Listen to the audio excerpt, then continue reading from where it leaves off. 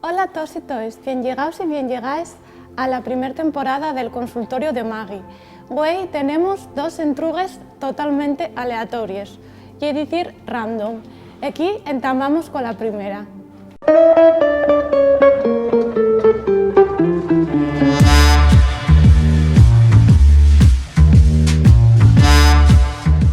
La primera entruga llega-nos de Xoacu da Mieva. Este rapacín tiene una duda existencial, que es la siguiente. Si Mickey lle un rato y Goofy un perro y Pluto otro perro, ¿por qué Mickey pasea a Pluto y no pasea a Goofy?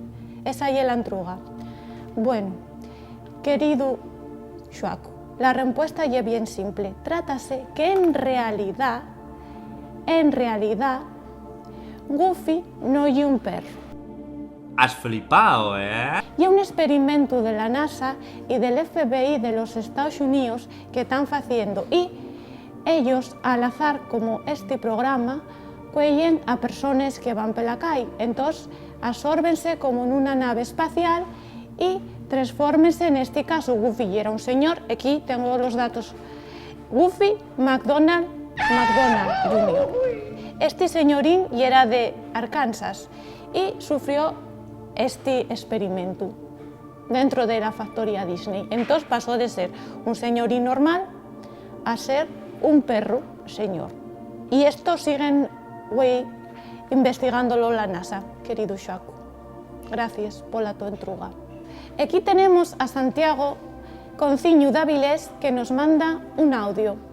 El ser humano siempre tuvo una sola historia, dilemas que dividieron la sociedad en dos facciones: capitalismo o comunismo, sistema métrico o como se llame el otro, pronador o supinador.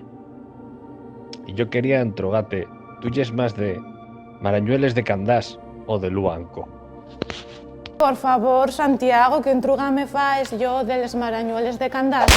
Respóndote sin ninguna duda, yo Candás 100%, sí. Y este señor, el tal Santiago, faenos una reflexión muy buena, que el mundo está dividido.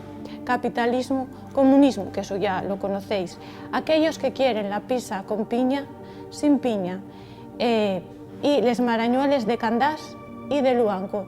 Siéntolo mucho Luanco, pero a mí gustan más Candás como pueblo y les Marañueles también. Hasta aquí este primer capítulo de Les Entrugues con Maggie, el consultorio de Maggie. Vecinos, vémonos.